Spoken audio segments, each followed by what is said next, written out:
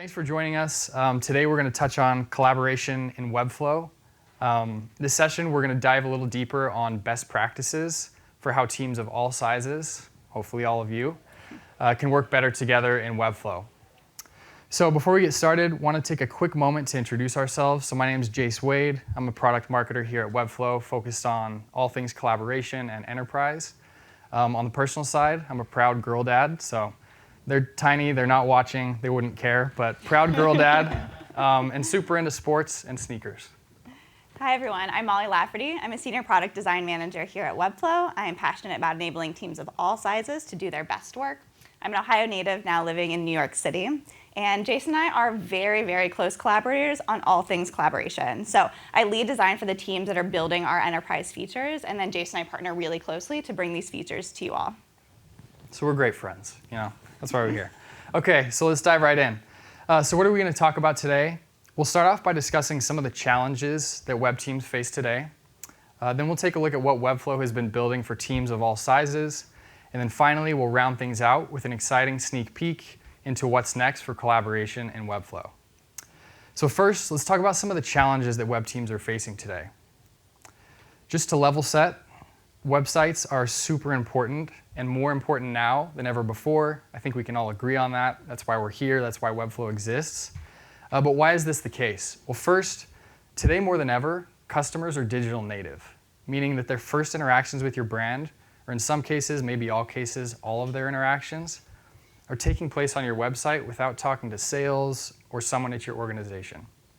Second, given that customers are primarily digital native, this means that brands need to stay top of mind with content, being able to move quickly and create those right experiences to stay relevant with your target audience.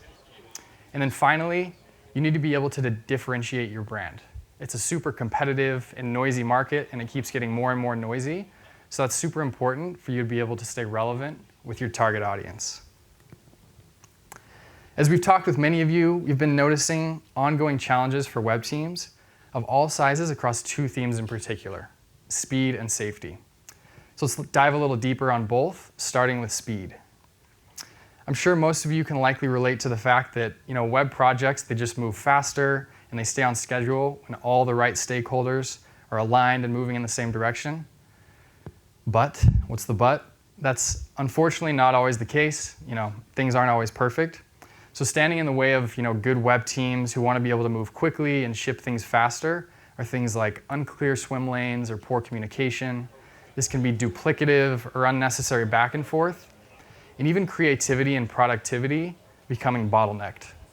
So to really put this into perspective, in a recent survey of marketing leaders, about half said that their web projects were not completed on time or within budget. About half. So half of teams aren't moving as quickly as they should be or within the budget they allocated.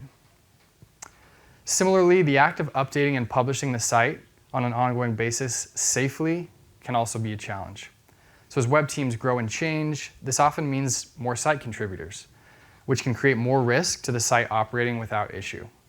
There's often a lack of visibility into what changes were made by who and when, unintentional publishing of work in progress that can take place, and then with an ever-growing web presence, the chance of visual bugs and breaking changes just increases.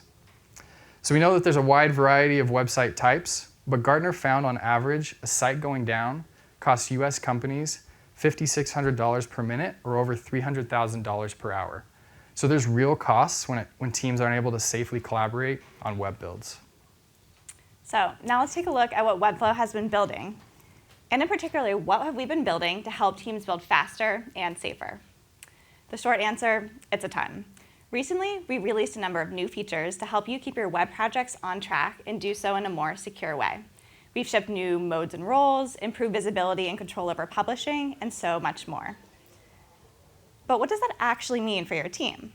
To put this all into context, we are going to walk through a fictional web project for Trailhive, which is an outdoor adventure app.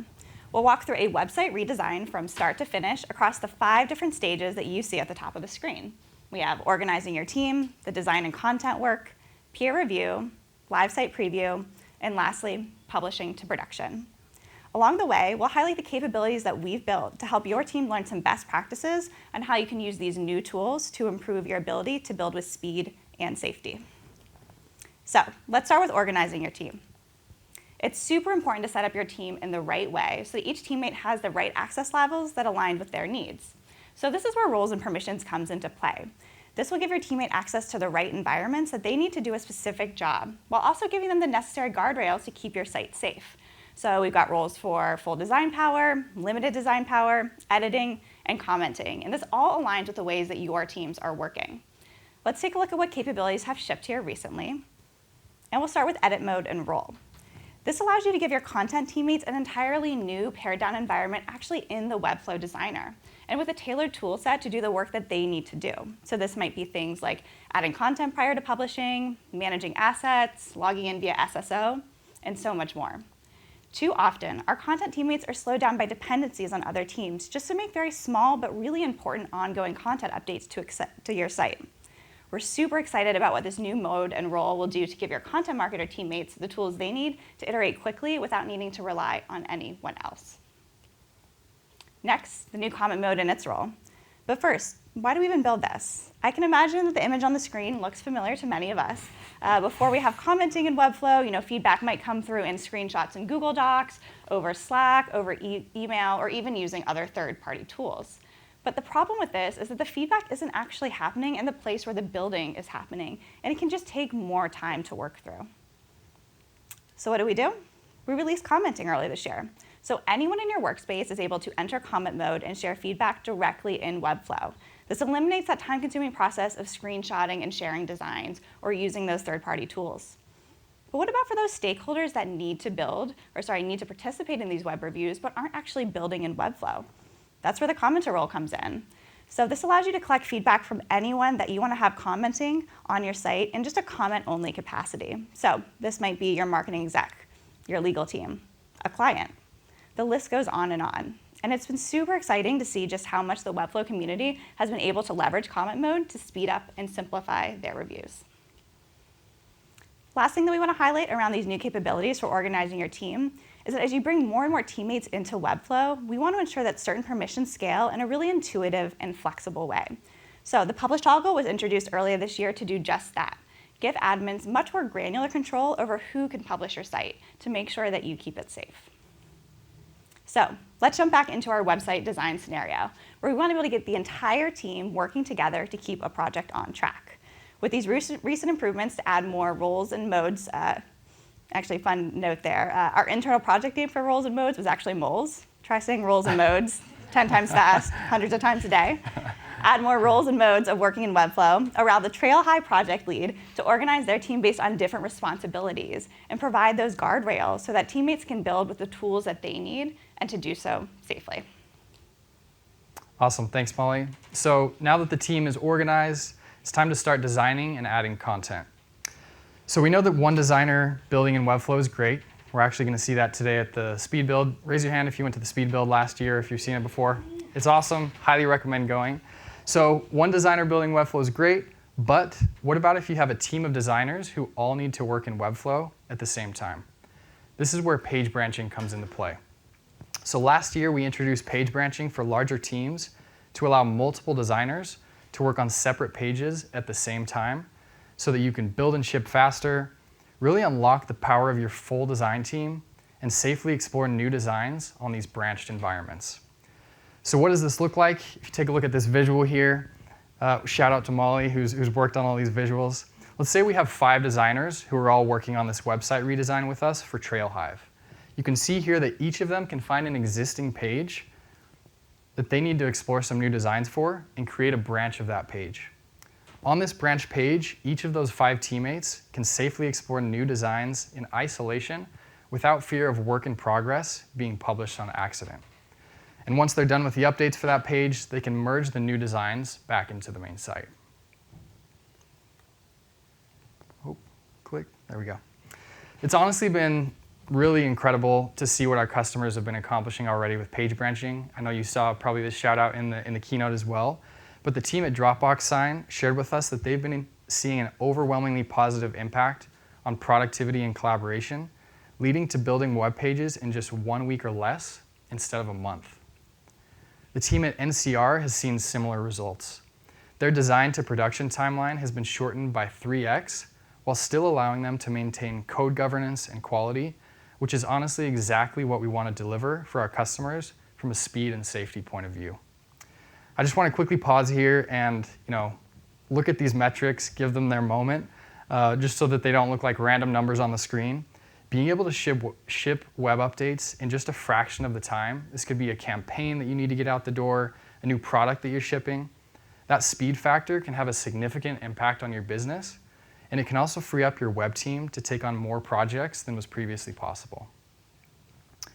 So coming back to the website redesign here that we're working on for Trailhive, we now have our designers working with page branching to safely explore these new designs and keep the build on track. So with the design work underway, this is a great time for content marketers to step in and start shaping the new content. This could be on the main site or even on a branched page that's work in progress, so that the rest of the team can see both design and content together. So the content marketer with the edit role can work with confidence, knowing that they won't be breaking designs and they'll only be making those content changes. So just to show, kind of double click here and show you the depth of some of the content work that your teammates can execute on with the edit role. They can update visual assets directly on the page. They can edit dynamic content in the CMS like blog posts. And on top of that, our brand new localization offering, which is a native solution that allows you to tailor those digital experiences globally, works hand in hand with the edit role, which we're super, super excited about. So teammates or contractors working on translation can start localizing the site's content by translating the written content or setting those locale-specific assets to make the visuals more relevant. And this is extremely important for those audiences that they're trying to speak to, so that site visitors get that customized experience depending on where they're visiting from. Thanks, Jace. Okay, so we are at the halfway point of our fictional website design, and look at us, building a website collaboratively in just a few minutes. Give yourself a pat on the back, Jace. Thanks. Good job. Okay, but now it's time to start getting some feedback on what we've been building. And this is where that commenting mode and comment role can come into play. So in this example, maybe the creative director at Trailhive just needs to leave some feedback on some design progress, or a fellow designer can drop in comments on new visuals or needed tweaks to some styling, or perhaps a content marketer can come in and share feedback on new headline copy. This allows everyone to share, review, and resolve feedback in the place where the building is being done so that the project can stay on track. Once peer reviews are finished and comments are resolved, now the project lead can merge those new designs back into the main site. And while it's not shown in this visual here, they do have full control over conflicts between their branch versions, so design updates that they've made on those branches, and the full site. And this makes sure that only the best approved designs are actually getting merged back into that full site. Okay, so we have organized our team, we've done our design and content work, we've gotten some peer feedback, and now it's time for a live site preview before we feel ready to publish to production. To give you more visibility and control over how changes are pushed to your live staging and production sites, we recently introduced a new publishing workflow. And this gives you two things. First, improve visibility into changes proposed across the publishing process, and much less risk of unintended changes going live by being able to publish directly from staging to production. So what might the project lead in our website design scenario do at this stage? They might review the published summary, which is going to show them the difference between what's in the designer and what will be published to the staging site. And they have the ability to drill down and understand exactly what elements are going to be updated. Once they feel really good about everything listed, they can then publish to staging. And this is where they can see that live preview of a site. The staging environment is a really, really crucial moment because the team can test for bugs and performance on that live site before publishing to production. With the site in that new staging environment, this might also be where a senior stakeholder, somebody maybe like a marketing executive, can come in and review that site and get a feel for what it's going to actually look like when it goes live to customers.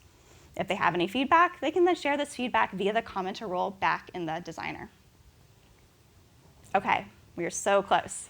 We are ready to publish our new web project to our live customer-facing production site. So we've closed out all of that feedback. The project lead is feeling really good about all of these changes. And now they can publish to production right from the published summary. And just like that, we've made it. The design is live. It's out there for the world to see. We've got traffic soaring. I've got the Trail app is getting hundreds and thousands of app downloads, exceeding everyone's expectations. Good job, everyone. Woo. Please stop. Yes. Okay. And this is what we all hope for, right? This is a great outcome. And we also know that the work just doesn't stop there. After the site is live, there are going to be times when a bug is discovered or something just doesn't look quite right. This is when the project lead can leverage the site activity log. This is a system of record in which you can track the what, who, and when for changes made to a site, in case there's any quick diagnosing or bug fixes that need to be done. The web development team over at Fetch has found that the site activity log has helped them locate the source of site issues in just minutes that might have actually previously taken them weeks to discover. And this is a huge difference maker when you're trying to quickly identify and resolve an issue, especially on a live site. Now, that was a lot. I'm sure we're feeling super proud of the design that we just shipped in a few minutes. But what we really hope is that seeing everything together in this way and everything that we've been building here at Webflow to help teams move faster in the context of a full web build just helped you build that full picture of the power of collaboration in Webflow. Okay, thanks, Molly. I think you all, just contributed to that site build for Trailhive, so feel free to add that to your LinkedIn profiles or whatever you want to do after today. So let's wrap up with a sneak peek at 4 really exciting upcoming releases that we'll be working on next to keep pushing those limits of what teams can do inside of Webflow. Starting with site-specific access. So for web teams at an organization, you may want your designers, content editors, commenters, or even guests to only access certain sites in your workspace for simplicity and confidentiality purposes. For freelancers and agencies working with a growing number of clients, you'll be able to ensure that your clients only have access to their site and not the rest of your clients' sites that you work with. So we're really looking forward to this, as it'll bring more control and safety to how teams both internally and externally work together. We touched a little bit on page branching today and how it's been one of the most widely adopted and talked about features for our enterprise customers, but we're definitely not done improving it, and this is really good news. So with branch staging, teams will be able to speed up the testing and reviewing with staging environments for each branch. And this will really make testing the new designs on a branch much faster, and will allow your designers to catch those issues much earlier in the process. Next up is approval workflows. So this will help our enterprise customers ensure that proposed changes to the site are reviewed and approved by the right stakeholder before they're merged or published. This guardrail is really going to reduce risk of mistakes pushed to the site by first giving your designers that confidence to keep moving fast, knowing that changes will go through an approval process. And it'll give your site owners the peace of mind that changes to the site will have an additional set of eyes before they go live. And finally, page building. So just to set the stage first, over the past few years, we've been investing in making Webflow more powerful for web teams that include both technical teammates, so think designers, developers, as well as less technical teammates, so marketers, content teammates, etc. And recently, with improvements like new editing and commenting environments in the platform, we've really been opening the doors of Webflow to enable these less technical users to do more of the work that they need to do. But what's that next big horizon, so to speak, for empowering these less technical teammates in Webflow that we hear so often from all of you? That's page building. So a new workflow to allow marketing teammates or junior designers to safely build pages with designer-approved components and libraries. So think event pages, landing pages, and more that a marketer could stand up on their own without needing the end-to-end help of a designer. So this is going to be huge. And selfishly, as a product marketer, I'm super excited about this. This would essentially allow me to take the building blocks that my designers have created and put together, for example, my own landing page for an upcoming product release. That will really extend those web development superpowers to entirely new user types like myself. So super fired up about this, as well as these other things that we're going to be building for collaboration in Webflow, and hopefully you're excited as well. So coming back to where we started today, we know that all of you here, you have a lot on your plates. You just built a website for Trailhive, for example, so you got a lot going on. But there's a lot going on in today's environment. We see our own brand team and web team on a daily basis. Shout out to all the work they did for Webflow Conf. but we see them on a daily basis coming up against these types of challenges with so many asks and projects on their plate. But what's super encouraging is that we're extremely confident in Webflow's ability to empower you to deliver those differentiated experiences for your customers and communities in a fast and secure way. We are thrilled, to say the least, to see everything our customers are accomplishing with Webflow today across over 200,000 of the world's leading organizations. Many of you who are in this room today and joining us online. And we're just super excited about what the future holds as we continue to build an even stronger platform for teams of all sizes. So with that, thank you again for being here. Thanks for joining online. Hopefully you got some ideas today on how you can start to adopt these new capabilities and improve collaboration across your team.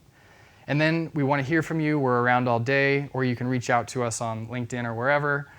Come find us if you have any questions. But with that, thank you. Thanks, everyone.